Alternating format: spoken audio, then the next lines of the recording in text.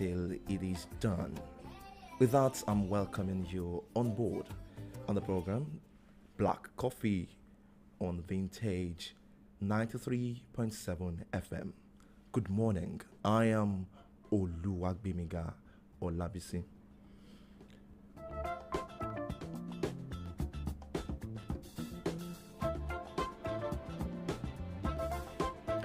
All right, quickly, we have to look at some headlines making the news from some of our newspapers this morning. This morning, I have the Punch newspaper, I have Vanguard newspaper, the Tribune newspaper, and the Nation. So, starting with the Punch newspaper.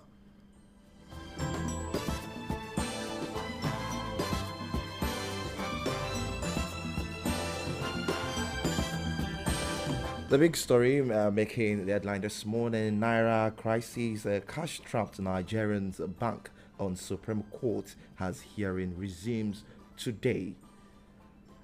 Ganduje knocks CBN again, tags Naira policy COVID-23. Don't allow judges determine who rules Nigeria. That's coming from ex-Senate President. And JAM suspend 2023 direct entry registration. Those and many more you see in the front page of in the newspaper, The Punch, this morning. All right, moving to Vanguard newspaper.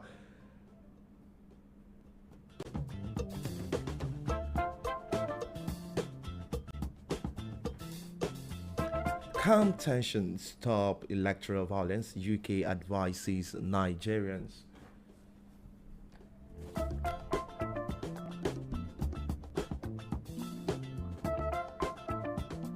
$229 groups deploy, 146,913 observer for Saturday polls. And Nigeria inflation index outdated. IMF.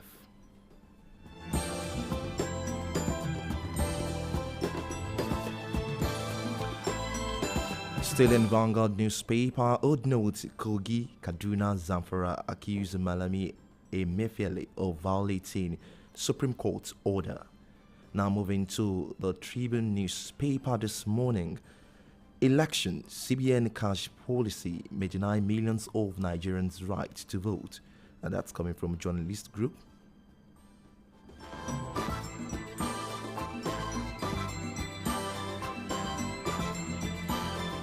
Naira redesign, Kaduna, Kogi, Zamfara file contempt proceeding again.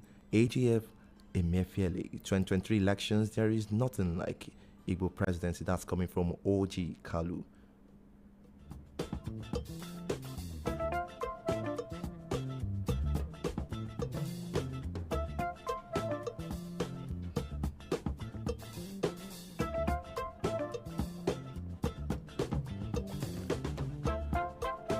And let me check the Nation newspaper this morning. Okay, we have CBN releases cash to INEC ahead of polls. Business religious leader for switch conference. And we have how Nigerians' elections can be credible by NHRC. That's Ojuku. Courts constitutes election petitions tribunal. All right, MC Oluomo actors root for Tinubu Sanwo-Olu at rally. Election, NYC tells members to resist a bribe.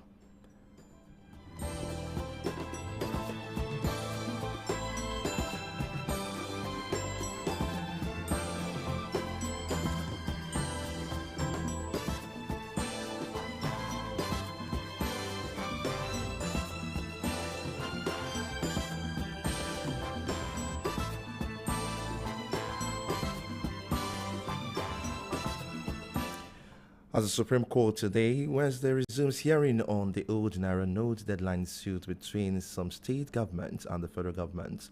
Nigeria, especially consumer and business groups, as well as professional and trade unions, are looking up to the apex court for a favorable judgment that they expect will ameliorate their suffering. Now, it appears that Nigerians are waiting patiently, crossing fingers to see what is going to come out of the court order today. Don't forget that it was had to be prudent to today to hear the final, hopefully, on that. And don't uh, forget that we have a lot of we have several states. Lagos, Ondo, Ekiti, Kano, Sokoto, Ogun, and Cross River have also joined the suit as co-plaintiff on this day, and the presidency, that's President Muhammadu Buhari and the central bank governor Mefele standing on their own against the court order. We'll be looking at that as some of our national discussion this morning.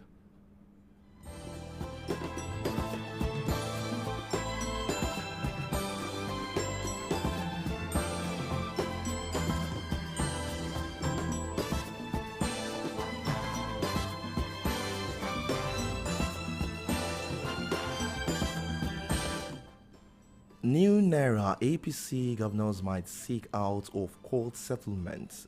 That is coming from Atiku loyalist, a former deputy national publicity secretary of the All Progressive Congress.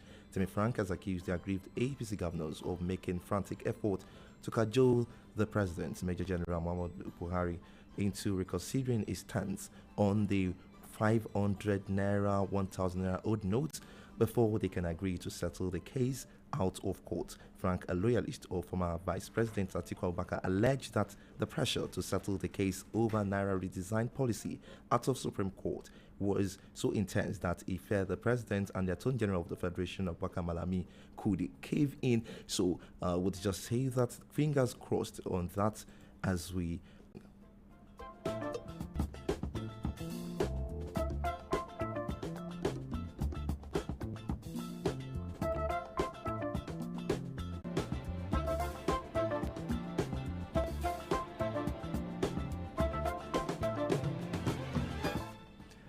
CBN cash policy may deny millions of Nigerians right to vote. A group of journalists of democratic right has described the cash swap embarked upon by the Central Bank of Nigeria (CBN) as capable of denying millions of Nigerians their democratic right, as the prevailing lack of access to funds they own may in turn affect their movement to cast their votes.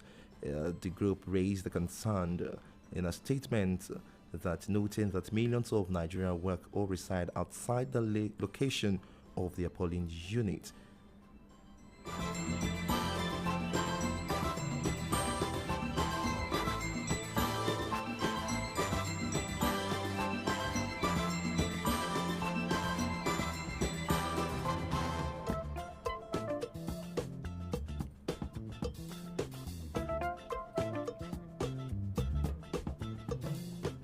CBN denies extending old 500, 1000 Naira note deadline.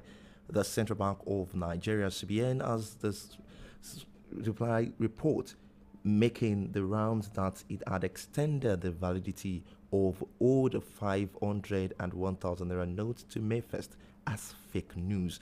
The Apex Bank said it never gave any such directive yesterday, February 21st, after a purported meeting with President Muhammadu Buhari. The fake statement purported issued by the Director of Communications, Osita Wasobi, quoted him at saying that it is fake news that this rescinded on 500 and 1000 Naira notes. So I would say one should get informed.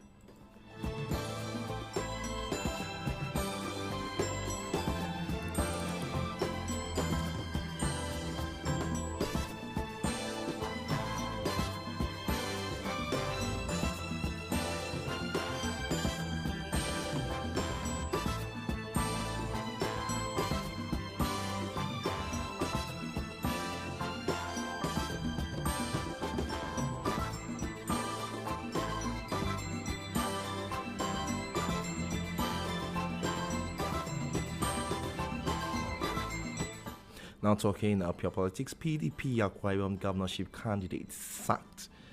The Court of Appeal sitting in Abuja has sacked the Akwa Ibom State People's Democratic Party governorship candidate Michael Eyong, who recently emerged as the governorship candidate following a court order issued by a federal high court. following the sack of Eyong. The court ordered the mandate of Pastor Umo Ono, who had earlier emerged as the winner of the primary conducted by the party, be restored. The court, in addition, ordered Eyong to pay the sum of 1 million naira to the appellant as a cost. We have a lot still happening in this forthcoming elections, which the general president's election we hold in the next how many days? 3 days.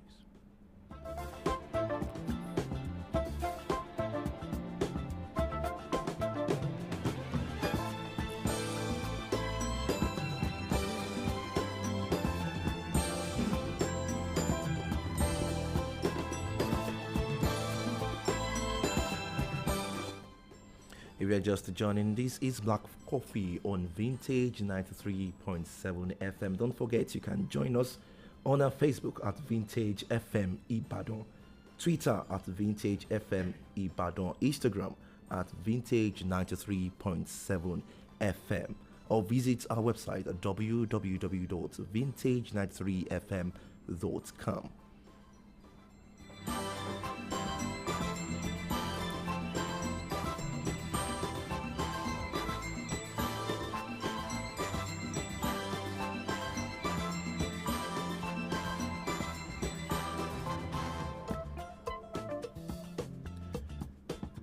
All right, joining me in the studio this morning is Ola Adiosun from Ola Adiosun and Co. Good morning. Hello, good morning, sir. Hello, good morning.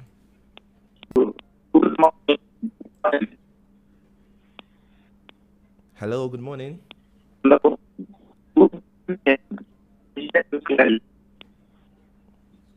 Good morning. Oh, I think I'll try to get back to Ola Adeosho Esquire this morning.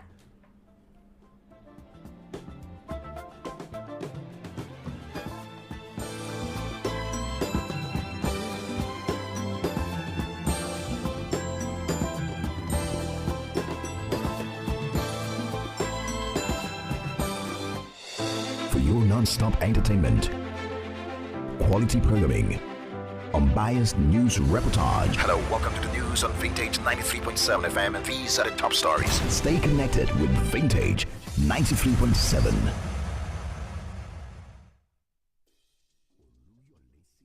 We are here.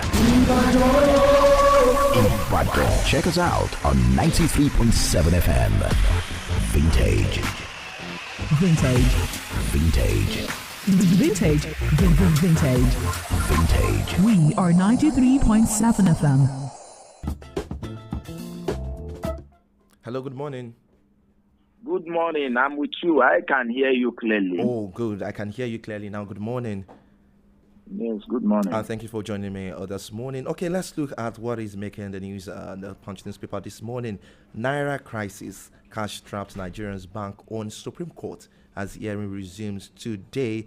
Okay, it says that Nigerians, especially consumers and business groups, as well as professional and trade unions, are looking up to the apex court for a favorable judgment that they expect will ameliorate their suffering. What can you make of all that, sir? There's limit to the way we can discuss the case in courts before the Supreme Court. You know, there's limit to what we can talk about there. Just that, everybody should be hopeful. We are all hopeful that the Supreme Court will definitely do something today. If all things go out well. You recall that there are applications for joinder, which had been taken by the Supreme Court at the last date of adjournment for some states to join the case.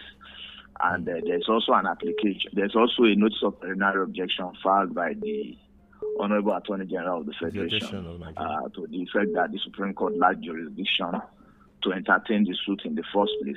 That it's based on the claim, based on the prayers before the court, it is something that ordinarily should have gone to the Federal Court. This is the content of the notice of preliminary objection filed by the Attorney General. So these are the issues. It depends on the way the Supreme Court looks at it. If the Supreme Court takes the preliminary objection today, it's either the case proceeds to hearing at the next adjourned date or the case ends today. So either of those things will happen. Okay, do you think that's the reason why the federal government, President Muhammadu Buhari, seems flouting the order because of what has been said? Well, the truth is that if I'm sure you are conversant with the way the Buhari administration has been running the country since it came on board in 2015. The government seems to be used to flouting court orders. So it's not strange to some of us who are followers of events.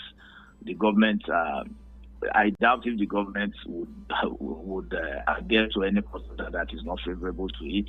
And it's unfortunate. That has been the tradition of this government. So some of us are not shocked. Immediately after the judgment after the order was made, some of us were near certain that the government would not obey it, in as much as President Buhari is still the president of Nigeria. So it's not strange to some of us that the order was not obeyed. So even if it's a final judgment, it won't be strange to us still if it's not obeyed. So it's not about whether the order is whether the court has jurisdiction or not.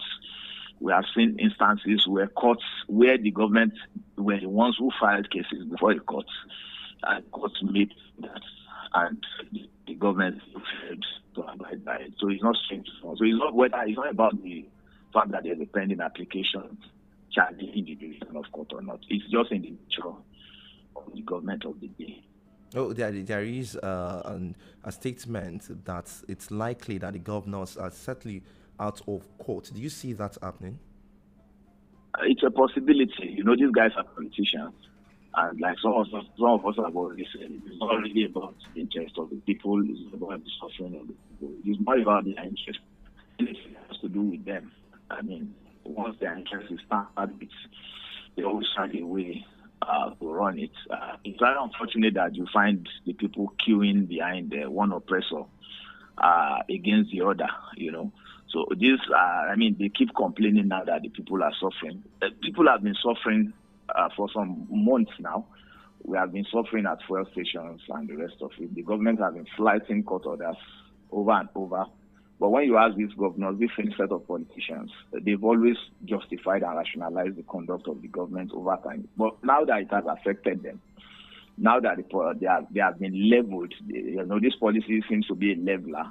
It has leveled all of us, both those empowered the governors and those of us who are the ordinary. So now that it has affected them, they are now fighting in quotes for the masses. So they would always find a way to meet. They always have a meeting point. So except where the president or the federal government fails to do something, concede something to them. That is when the settlement thing would not work. But in as much as the president decides to concede something to them, they would always find a meeting point. Supreme Court case, just the overview issue. What do you think it's likely to be the outcome of the executive arm of government flouting orders? Well, ordinarily there are procedures where orders of court are flouted. The appropriate thing to do is to bring an application for committal against the persons who ordinarily ought to abide by that court orders. Just that in this case, a lot of things may not really, even where there is an application. Of course, I'm aware that there's some state governors have filed committal proceedings from 48 before the Supreme Court. How it pans out, even if eventually the court rules to commit persons to prisons under General Buhari, I doubt if it will not be an attempt to ridicule the courts, because so there are certain things that this government is not different from the Abacha military. But don't let us forget, in my opinion, in your opinion, but don't let us forget that we still have some states that are saying that the old Naira note is still legal tender. And what signal is it sending to a president? No, you see, the truth is this. Like I've always told people, the moment you decide to undermine the rule of law, you create room for anarchy, and that is exactly what is happening here. when the courts made a pronouncement, the president overruled that pronouncement of the courts. The next thing, the action and reaction are equal and opposite. You would always have certain reactions to that. So some people will say, in defense of the Supreme Court decision, this is what we are going to do. So naturally the next thing will be anarchy. And in my opinion, these guys in power do not mind bringing anarchy upon the people. They've done it severally. So the next thing will be anarchy, and that's what we are seeing plain out. The governor who said, or the governors who have said that these old notes should be legal tender. The problem is, how do they enforce it? How do they implement it? In my opinion, they are rather creating problem for the people, because some people will listen to them and accept these old naira notes, keep it. Then they will have problem spending it. Because you take it to the petrol station would not accept it. If a petrol station accepts it, it becomes a problem when they want to restock their tanks. They take it to the bank fails to accept it. Some governors, there's anarchy. But some governors have made it known to the banks that they must accept it, the old notes. The truth is that no bank would accept it. No bank would accept it because banks act based on directive from the central bank. And unfortunately, the central bank has not been joined in the case. So how you want to enforce such a judgment against the central bank or such an order against the central bank becomes another difficulty. So the anarchy spirals, the anarchy goes round and round, and in the final analysis, the Nigerian people becomes the victim as usual. Now, the central bank is still saying that only old 200 naira notes redesign. CBN insisted that it's just only old notes, and it appears that since the old notes, 200 naira old notes, have been declared as still legal tender, I've not seen the new 200. I don't know if you noticed that. Have you been seeing? Well, I've not seen it too. I saw, on the social media. Of course, a lot of things on social media are not reliable. But I saw on the social media where somebody posted terribly old and smelly notes, according to him, that he just collected it from the bank, sold 200 naira. So, it's sad that that's where we are as a people. But I doubt if the central bank would even print more 200 naira notes anyway, because, there's a time frame for its usage. As far as the president is concerned, he said the usage should end on April 10.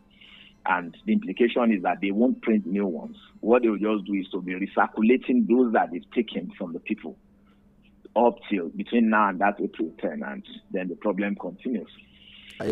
By April 10, when it ceases to become a legal tender, do you think that things would have been better in terms of transacting with these new naira notes? I'm being positive. I'm being hopeful that we would have gotten used to the madness, and everybody would have found a way to adjust. Unfortunately, those who may really be affected may be those who followed the counter order of the governors that said they should continue to accept the old notes. And when you do that, you create bigger problems for yourself if in the final analysis the policy stands. If in the final analysis the policy stands and you have stocked your house with massive old notes, then you have a problem. Your business starts crashing and everything starts going down. Then we return to 1984. Thank you very much. Finger crossed before the end of the day, we'll hear what the court would have said concerning the court case on redesign of money. Thank you so much, Ola Dioshun from Ola Dioshun Coin Square. Thank you so much. Enjoy the rest of the day. Same to you, bro. Bye.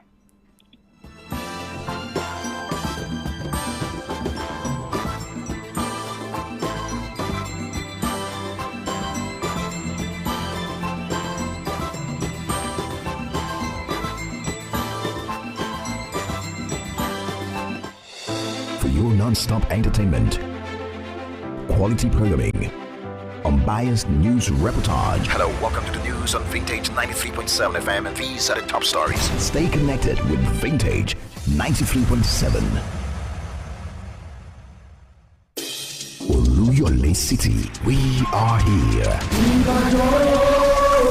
Ibadan. Check us out on 93.7 FM.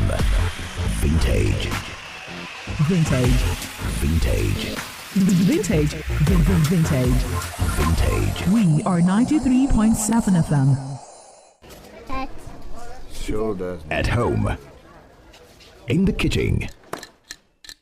In your office. In your car. Everywhere. Wherever. Whenever. We've got you covered. We are 93.7 FM. Vintage.